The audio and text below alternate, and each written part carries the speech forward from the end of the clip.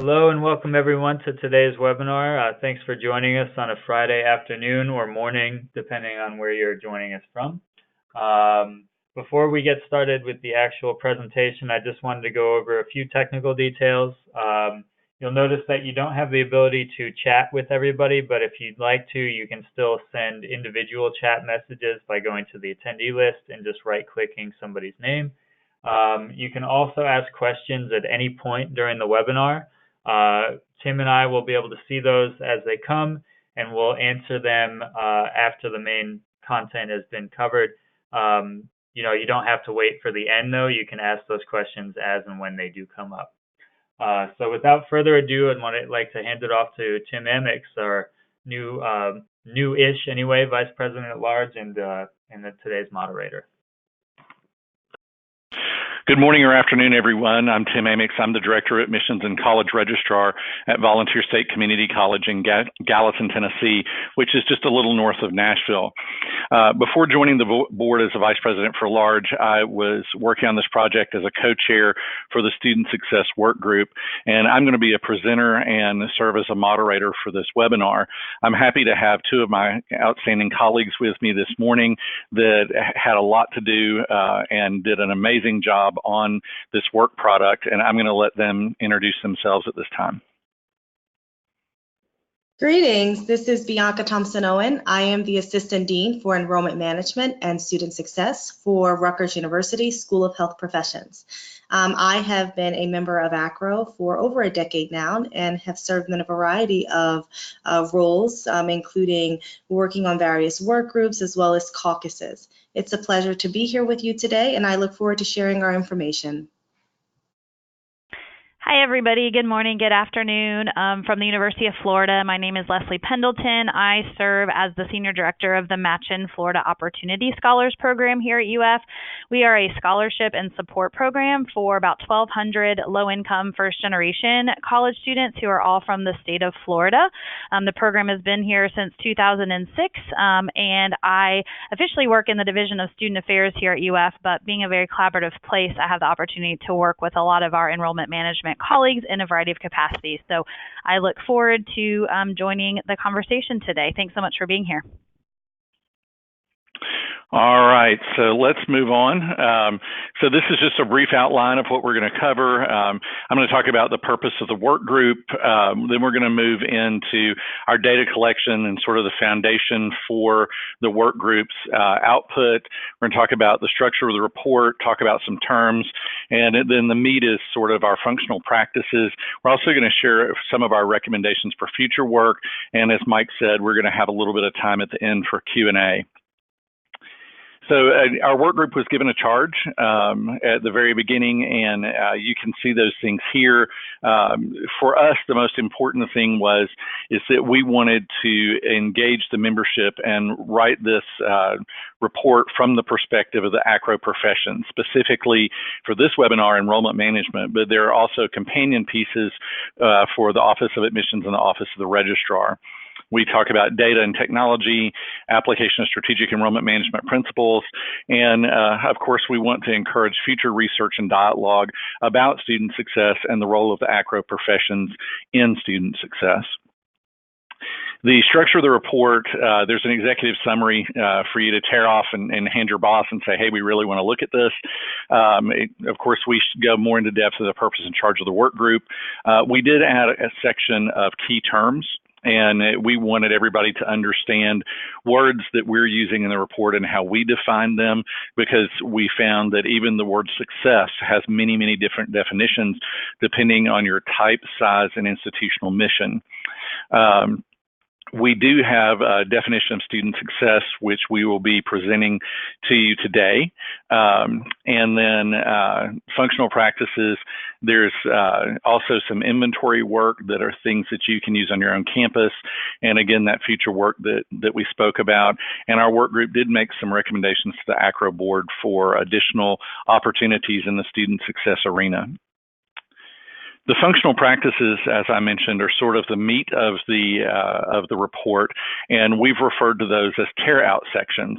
Each area, strategic enrollment management, registrar, and admissions, has a section of the functional practices, And those sections have a literature-based introduction, and then there's opportunities for the application of the student success definition. The work group divided the student success definition into a good, better, and best model. Each of those models builds on and includes the definition of the prior model. And so the functional practices are actually built out that way. So you can actually look at the good, see if you feel like your institution meets that definition. And then there are specific examples of how you might actively be engaged in that definition at your campus at the good level. And also, if you're trying to move up from good to better or better to best, then there's functional practices related to that as well. Also, in order to make that jump, we've connected each of the examples back to the ACRO professional competencies and proficiencies, and you're going to see that here in just a few moments. At this point, I'm going to turn the webinar over to Bianca. Thank you so much, Tim. So one of the ways in which we engaged in collecting data for the purpose of this particular work group was to look at our leadership body. Every year, ACRO hosts a leadership summit for a variety of leaders within the ACRO organization. So we utilized this opportunity as a work group to collect as much data as we possibly could for this topic. There were over 60 participants in a variety of roles who attended this ACRO 2019 leadership. While we were there, we did a number of things. We did a survey. We hosted a small session that really worked and looked at exactly what we were intending to do with the purpose of this work group. And we actually did graphic elicitations and poster sessions to collect data. For this webinar, I'm going to highlight some of the themes that emerged from that ACRO 2019 leadership. The first thing that emerged from this was the definition of student success. The data that we collected from participants gave us 5 clear themes of what student success meant. That is growth, student support services, empowerment, retention, and metrics. Now, this question was based on the members' response to what they felt the definition of student success looked like.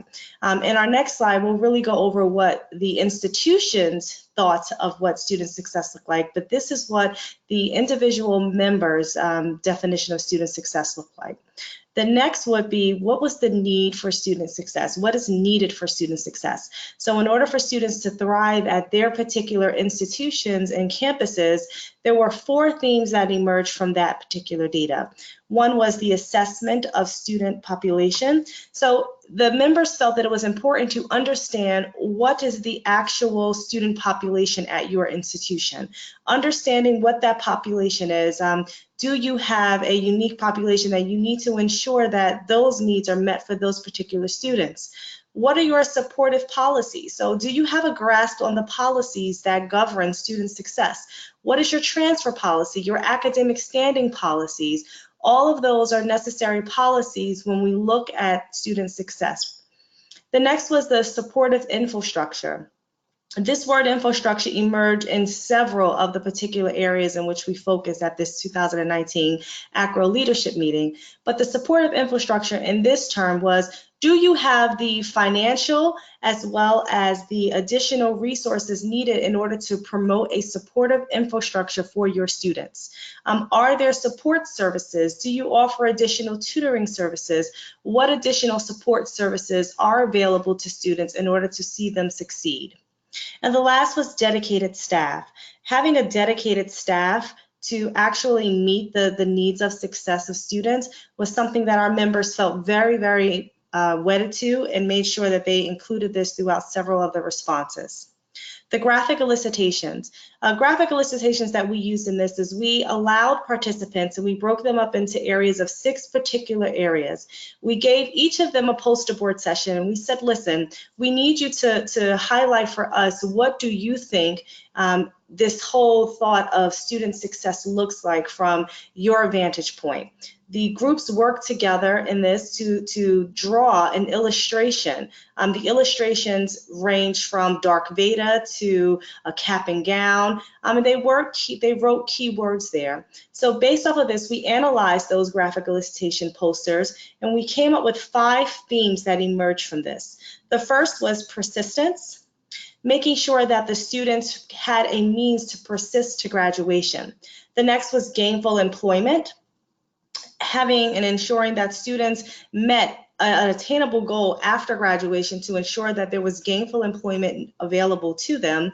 Next was achieve the dream, making sure that this concept, and I think this term is very important as we look across the ACRO board in a leadership, and to ensure that this achieve the dream is important in many aspects because it allows students to see that they can too achieve the dream. Next was data analytics and the importance of how data analytics plays a role in looking at student success.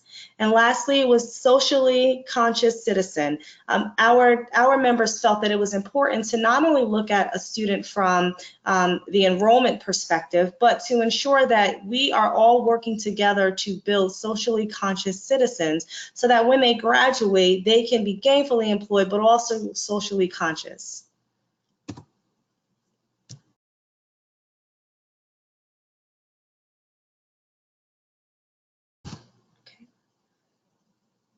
I'm going to go back a slide. I think I lost control of that somehow. I can go back for you, Bianca. Thank you. No, we got to go back. Thank you so much. Okay, so the next was our 60-second survey. So the 60-second survey was our quantitative piece in which we gathered data from the broad spectrum of everyone who is a member of ACRO. The Student Success Work Group was charged, obviously, by the ACRO board to investigate this. So we wanted to ensure that we included as much data as possible to inform these particular strategies that we've come up with, as well as to ground much of what we've done in data. The report in which we collected in this particular question here, the 60-second survey, had 12 questions across the board, and it looked at various different types of questions. The question that I'm going to highlight for you today was question 1, because we felt that this was important, especially as we kick off this for the work group. We included nearly 500 institutions, and of the 500 institutions, of the 482, 19 were graduate and or professional institutions who responded to this particular survey. But the important thing to note here was 97% of the respondents indicated that graduation rates was the #1 indicator of success that institutions felt measured student success. And if you recall, based off of our previous slide, members thought that it was more about the persistence, about the opportunity to engage with students. But from the institution's perspective, it was about the graduation rates, retention, enrollment numbers, and as we see later down, student satisfaction with the institution, course completion rates, job placement rates. So we saw all of this as important as we look to come up with those key definitions for student success. The definition of terms. So we framed this report in a good, better, best model. The good part of the report comes with institutions, ensures a student can progress to credential attainment within a reasonable time frame. For a better model, the institution ensures a student can progress from pre-enrollment to post-credential attainment within a reasonable time frame. And that best model looked like the institution has fully adopted a culture of student success and student understands the role they play in their own success. We look at barriers here. We talk about areas that should be regularly assessed and identified. In terms of our institutions, we'll all fall in line with different categories. Some of us may fall into the good category, the better category, but we encourage looking at this best category as a means to move your institutions forward. For this particular session, we're really focusing on the SEM narrative. SEM, by its own definition, is involved in the work of seeing the student cycle from recruitment through graduation. It is a holistic process of looking at the enrollment management spectrum. We look at students as they first come through the door and as they graduate through the door. Some were challenged with looking at how, in fact, the role of a recruiter plays in SEM, and the role of a recruiter through that SEM lens can play a role in student success. Well, through this report, we've made some key findings that my colleague will go over next that goes over that good, better, best model to ensure that students can, in fact, be successful from the admissions perspective, graduation, and so on. Enrollment managers have historically embraced a data-rich environment. That's by nature of what enrollment management leaders have done. We're encouraging, based off of the data that we have reviewed and received from the members of ACRO, that this is more of a holistic process now when we look at SES, as well as looking at student success. When we look across the board of all of our members within ACRO, we start to see that this terminology of student success has broadened. We are no longer looking at this from a rich data perspective. Obviously, we're not losing that perspective, but we're looking at it through a more holistic lens. At its best, enrollment management can lead strategic and intentional conversations on campus that are directly related to building initiatives for student success across your broad campuses. I'm going to now hand it over to my colleague, who will now go over some of those best practices models for SEM. Thank you so much, Bianca and Tim. This is Leslie Pendleton, and I had the good fortune of serving with clearly this very talented work group. A few of us focused kind of the meat of our energy really on the SEM and reflecting on the definitions that we just went over a few minutes ago in that good, better, best model, and tried to think of some practical examples, you know, within the profession and the field that would hopefully speak to a large number of members from a variety of different campuses and institutions. And so what we did again is reflect on the broad definition, the good definition in this case of student success, and tried to reflect on it within a strategic enrollment management function and functional areas. And so the next few slides, I want to show you again some tables and some charts that you'll find in the final compilation of this report, just to kind of tease up some of the things that our smaller group within SEM had some really solid conversations about, and reflecting on both the data as well as our own professional practices on our own campuses and within our careers. And so when we think about SEM from a good perspective, we talked about the institution ensuring that a student can progress from credential attainment within a reasonable time frame, where the curriculum and the co-curricular experience is designed to prepare the students for post-credential goals. The staff are also well trained in their functional areas. And so within this section, we talked a lot about everything from data to collaborations to units working together, as well as units working outside of the traditional enrollment management functional areas. And then also the employees, the staff within your SEM functional areas, and kind of the level of trainings or the level of awareness that they have related to the broader concept of student success. And so we could go on and on and on about lots of different examples that would kind of characterize what a good practice might look like. But the four that we landed on for the presentation as well as for the final report look at again the collaborative nature around the traditional SEM functional areas, being admissions, financial aid, registrar, meeting monthly to discuss issues. So kind of at that good level, there's a lot of collaboration and communication within the traditional SEM units. I'm not going to spend as much time linking the proficiencies and competencies, because I know many of you are very connected to kind of the ACRO proficiencies and competencies. And throughout our work on the work group, we talked about how some of these specific examples, frankly, could link to several proficiencies and competencies, but we narrowed in on kind of what one of those might be. Again, for training, retention, commitment, staff time, staff professional development opportunities for members. So then the second example here in the good category is that enrollment management leaders collect and share data on incoming class with the enrollment management team. Again, a lot of the conversation and communication is really happening here within the SEM professionals. New enrollment management employee training includes information about institutional student success efforts. So again, in this category, it's not that student success is not discussed. It absolutely is, but it might look a little more robust in the future versions of the better and the best model.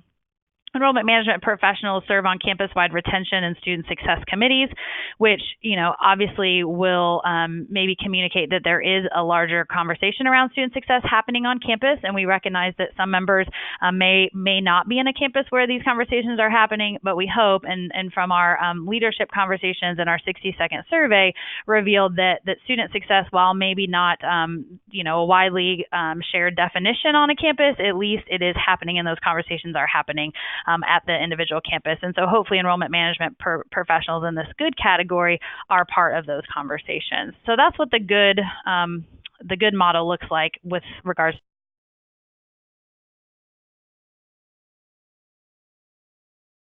Okay, if we transition to the next slide, there we go. So in terms of the better, that definition with an SEM slant reads, the institution ensures a student can progress from pre-enrollment to post-credential attainment within a reasonable time frame. Employees of the institution identify and anticipate student needs. Institution has identified appropriate personnel to address student retention and progression. So that's a little bit stronger of kind of a commitment there to the shared student success models. So the examples within this area might look like, and again, there's more beyond this, but these are the four that we offered, that the enrollment management team regularly reviews technology products used and considers enhancements as needed to improve efficiency. So thinking and looking about the future, as well as having the pulse on what other technological advances may be happening within the profession, within the field, beyond what the existing campus is using. The EM leader shares data concerning incoming class, definitely internally still, the registrar, academic, but it's beyond the enrollment functions, and it is shared broadly, a little bit more broadly. So registrar, academic assistants, offices, as well as others on campus in preparation for supporting students for success as each academic year begins. EM staff are trained on a variety of campus services so they can properly refer students beyond enrollment management units. We find and we learn from our members that a lot of times there needs to be knowledge beyond just what those enrollment management units look like. If a student shows up in the admissions office or the student shows up with a frontline staff member in the registrar's office needing support or assistance from, let's say, a student affairs office or an academic advisor, the hope is that the trained staff would be able to refer those students to the right place. In the event that they couldn't, it could have impact on that student's ability to continue to stay in school or progress. Institutional financial aid programs like microgrants are creatively addressed student needs, which impact enrollment and re-enrollment. And so this level of creativity when it comes to supporting student success on a campus would be something that would definitely be considered, and ideally, opportunity and support beyond the EM function would be to allow creative solutions like this to emerge. Okay, and then finally, our best practices here in this category broadens a little bit more of this definition. I know you all can view it here, but I think it's helpful to hear it aloud as well. So in the best model, the institution has fully adopted a culture of student success, and students understand the role they play in their own success. That was key. I'll pause there for a second. That was definitely key, and something that we learned throughout our data collection is, you've made it big, or you're doing something right when students start to really buy in and take advantage of a lot of opportunities to support their own success. Further, barriers to student success and progression are regularly identified and addressed. So in that sense, in that sentence, there is action that is being taken when a barrier is identified. Employees of the institution are introduced to the culture of student success during the onboarding process and are engaged in ongoing professional development. Employee practices are fully immersed in the culture of student success. Institutional policies and business processes are student-centered and promote student retention and persistence towards graduation and lifelong learning. Again, I want to echo that this definition articulates that it really is a campus-wide commitment, yet as my colleague Bianca shared, enrollment management staff and teams really have the ability to help lead the effort in supporting this institutional culture. So in this, as far as examples, the collaboration really extends beyond the traditional EM functions, and then maybe kind of the next layer of what you might think of who is collaborating on some of these policies or data sharing, and it extends to potentially your multicultural and diversity affairs office, potentially faculty members to help inform recruitment yield strategies. And so again, the circle is a little bit larger, a little bit wider. The net extends to additional folks. The EM team members share innovative practices using data at national conferences. So not only are we sharing best practices in how to improve and take action on our own campus, yet we are contributing to this national voice and the national best practices out there. EM units seek input from current students through focus groups and or admitted student surveys to improve and or refine the enrollment process.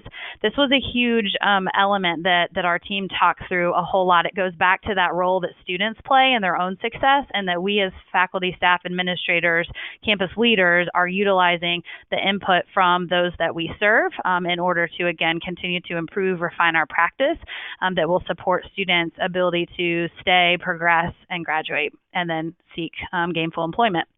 And then finally, in this model, Registrar's Office works with academic units to determine the number of seats needed in classes and classes needed to meet requirements for students on track to graduate. And we recognize that this is something that, might be easier to write down, maybe a little harder in practice because it needs to be revisited very frequently and very regularly, which is bleeds, I think, pretty well into some of our future work pieces. So again, I recognize I neglected a little bit to share the proficiencies and the competencies links throughout all of these, but we definitely want to recognize that in each of the good, better, and best versions, that there are competencies and proficiencies to help when campuses or professionals want to, again, improve kind of the pieces. The other thing I want to say, too, is that when you do kind of a campus-wide, assessment or kind of consideration when you're reviewing this report, it very well could be that you find, goodness, well, we do this, which is part of the best version, but then here, related to collaboration maybe or data collection, we would probably put us in like the good or the better category. So it very well could be that in this case, an enrollment management unit might be able to see themselves, frankly, in all three of these definitions. But I think that is, again, an opportunity to identify where could we maybe continue to improve in a variety of different areas. So my last little bit here to share with all of you are our future work slides. These, as Bianca said at the beginning, we continue to have, as members of this work group, opportunities to reflect on how the linkages between student success and the ACRO profession are right this minute. But so much of this is changing pretty regularly. And so we thought about, where do we go from here? What do we want, folks to consider at this juncture, but then also think about ways to continue to refine and expand some of our own work into the future. And so just kind of highlighted here are a couple suggestions that are made in our final report related to future work and related particularly to the SEM field. So there is going to be, again, an increasing important look at the demographics of the students that we're serving nationwide as well as at our individual institutions. And so, identifying data collection, which expands definitions of success so it is more connected to the student's goals. Again, how do we infuse the student's voice, the student's experience into our work is definitely important.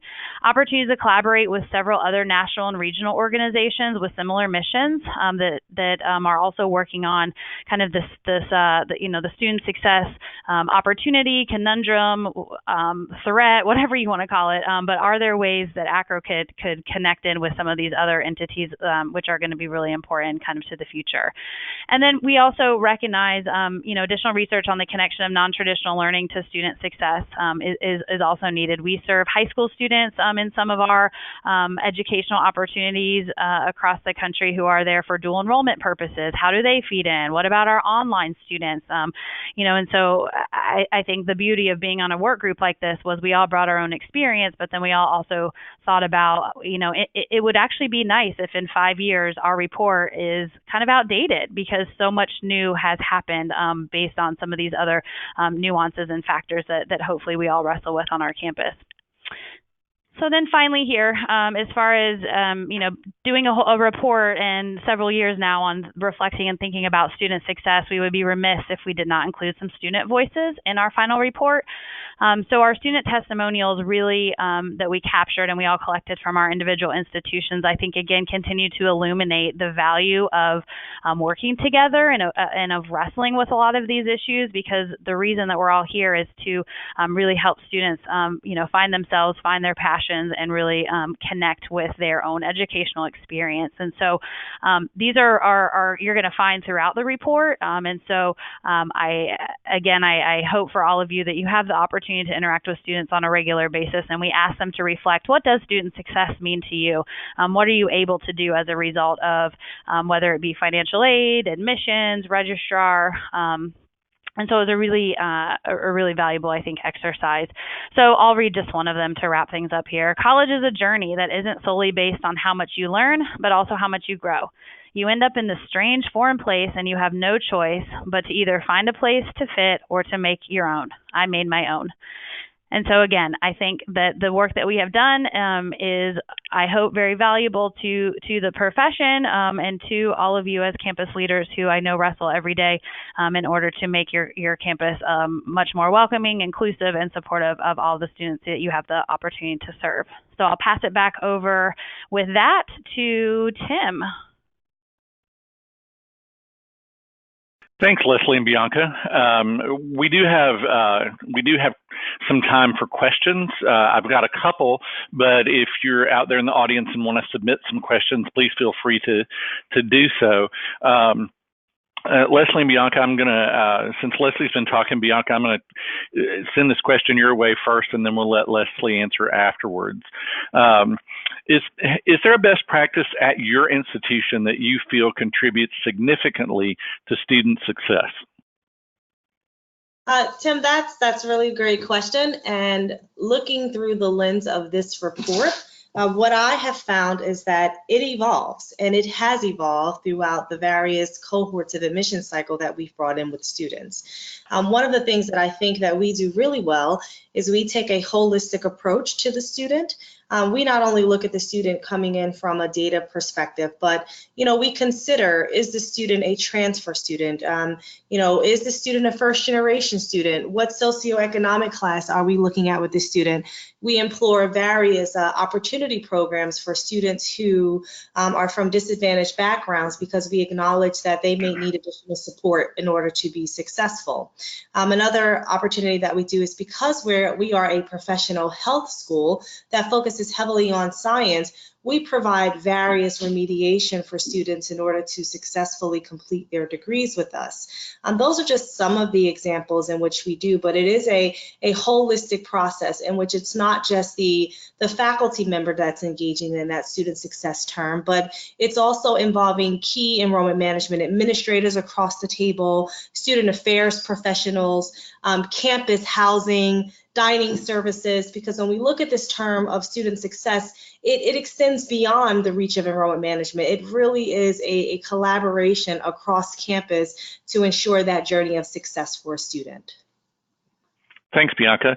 Leslie, I know the department that you work in actually is itself a best practice, but I don't know if you want to share some more about that, or if you have some other ideas on how to answer this question, but please chime in.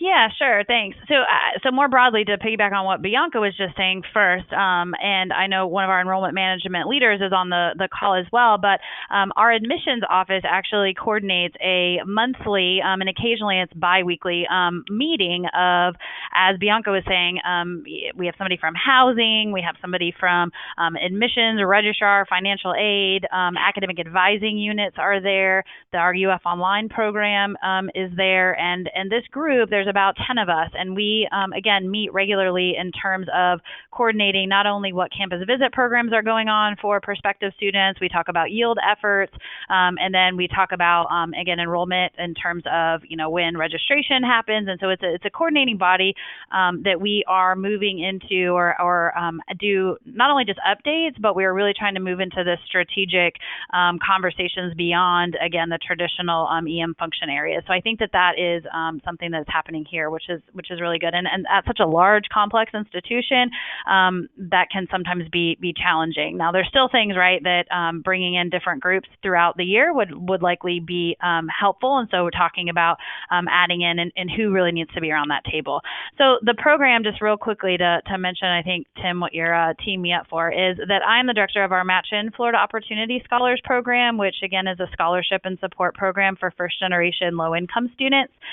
We fund and support 300 new FTIC students every year with a full scholarship or a last dollar scholarship model, and supporting about 1,200 students at any given time is about a $10.5 million commitment just on the scholarship part, but marrying kind of the scholarship elements with the comprehensive, robust support elements, things from having a peer mentor to participating in financial literacy education workshops to one-on-one guiding and coaching and advice from other staff members on campus to really build this community of first-gen students is what we have has really kind of been our pride and joy, I would say, since 2006. And, it's coordinated through student affairs, but our financial aid team reviews and selects all of our scholars and manages, again, the financial aid elements of the program. We also have a very robust effort on behalf of our development and fundraising team to help us secure the needed resources to run this program as well. And so it is a campus-wide priority. I tell people all the time, it's what we do at UF. We support first-generation students, part of our institutional fabric. And so, yes, we've seen tremendous retention and success rates with the nearly 4,000 students who have been part of the program since 2006. So always happy to talk about the program, and would give anybody more information if they want to reach out at another point. So thanks, Tim. Sure, and I'd like to weigh in on this question a little bit from a slightly different perspective. My institution is a public 2-year open admission institution, and we have a lot of first-generation students here as well. And one of the things that we talk about often is the fact that we have a responsibility to teach. We have a responsibility to push that comfort zone, push that envelope for that student. But it's always important for us when we're trying to decide how we're going to implement a change, or especially if it's an administrative process, is how much change can our students withstand? And do we have the needed support in place? So if we're going to change something that can be a challenge for our students, do we have enough support systems in place to sort of even that out? So it's not hand-holding, but it is really providing adequate support to ensure that the student is successful, but is also learning through that challenge. And our president said once that if a student does not have a frame of reference for something, then it's not hand-holding, it's education, and that's what we do. So we try to keep that balance in mind every time. So if there's an area where some people think we're hand-holding, it may be because we need to provide extra support in that area to allow the student to transition past it and be well prepared for the challenge in the next phase of their enrollment or their progress towards their academic goals. We do have another question, and I'm going to kick this one to Bianca again first. Bianca, how do you see the work of this group contributing to strategic enrollment management and student success at your institution? I think the work that this group has done will be critical to my institution in particular, because when you look at SEM, we don't historically see ourselves, right? We don't historically see ourselves in that student success model, especially from the admissions perspective or the recruiter's perspective. So the work that we've done here definitely helps to inform those practices and helps to provide a very good model for that good, better, and best approach for institutions.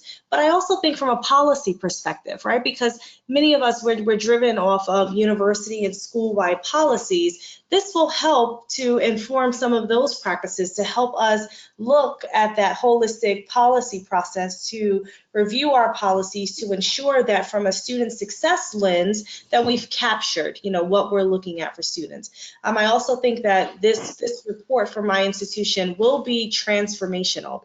It will definitely help us to do what we espouse to do, which is to really transform that student experience from admissions to graduation, and using an SEM approach to student success.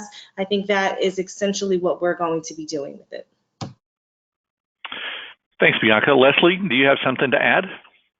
Yeah, I mean, I think, wrestling with this work group around this definition of student success and really trying to get to this common shared language, if that's even possible, it is something that we've been discussing and working through here at UF over the last couple of years. We actually, I'm proud to share that we have our inaugural Student Success Summit coming up in a month from now here on campus, where we're bringing in a keynote speaker.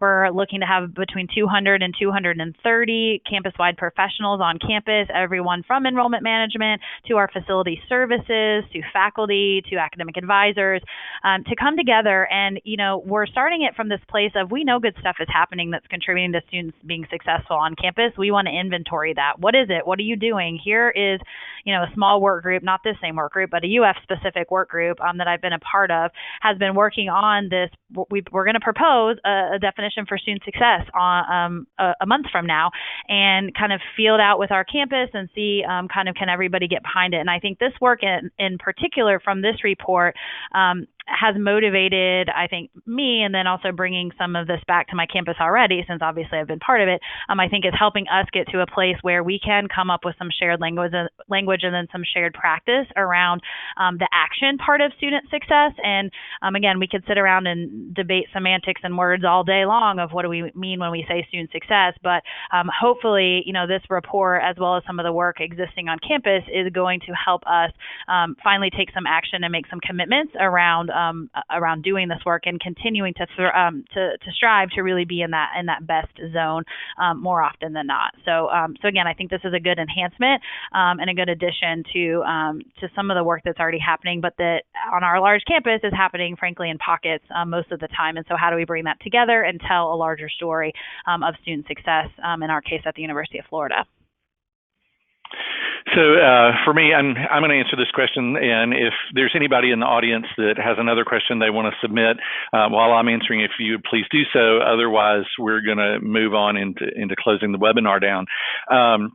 Actually, Tennessee's community colleges right now as a whole are working with Acro Consulting in order to apply the SEM model to each of our institutions in sort of a common manner. Not that we're not individual institutions and doing individual planning, but we're wanting to use that common model.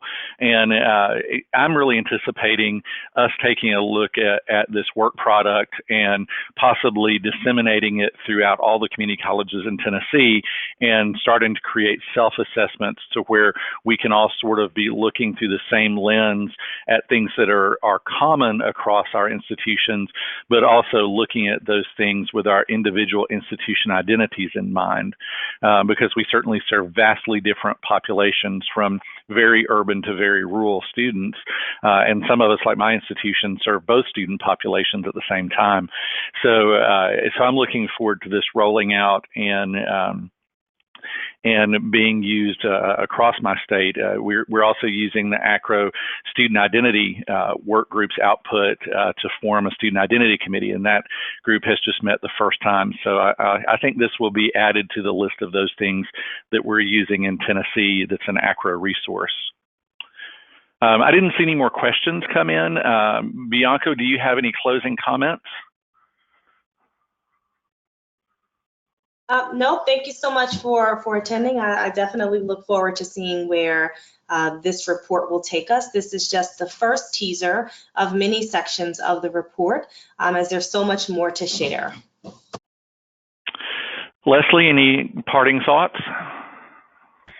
No, I think Bianca hit the nail on the head. It's really been a pleasure and honor to work with this really talented group of about what, Tim, 8, 10, folks that represent lots of different institutional types and lots of different experience in the field and at institutional levels. And so it's been a real honor. I'm looking forward to the release of the report and continuing to engage on my campus as well as in the profession with several of you out there who I hope will take a lot from the report. And thanks for joining us. So I'd also like to thank you for joining us, and I would encourage you, if you're a member of ACRO, to watch for those volunteer opportunities that come out where ACRO is soliciting for members of work groups, committees, task forces, those sorts of things, and volunteer. This team was phenomenal and really did come everyone from a different perspective in the higher education spectrum, and that's one of the things that made this work group so rich, because all of our individual backgrounds were able to meld together for a common purpose and to develop a common definition that fit everywhere. So thank you again for participating today. The full publication of the Student Success Work Group is going to be released November 3rd, which is the first day of the Strategic Enrollment Management Conference. That is the next ACRO in-person meeting. It's going to be November 3rd through 6th in Dallas, Texas. The early bird registration for that meeting has passed, but registration is still open. The next ACRO webinar is going to be Thursday, October 29th, and the webinar is titled Cambridge AS and A Levels in the U.S. Context, What You Need to Know. You can register for that webinar in the same location as you register for this one. We do hope that there will be at least 2 more webinars and a presentation at the annual meeting on the output of the Student Success Work Group. We encourage you to check back later. The recording of this meeting will be made available online to anyone who's attended and is free to download and use by the public. So we would encourage you to go back to the webinar archive on the ACRO website and to find the link and share it with your colleagues that you think might find this useful. If you have any questions for us in the future, please feel free to drop us a note. We hope you have a great remainder of your day.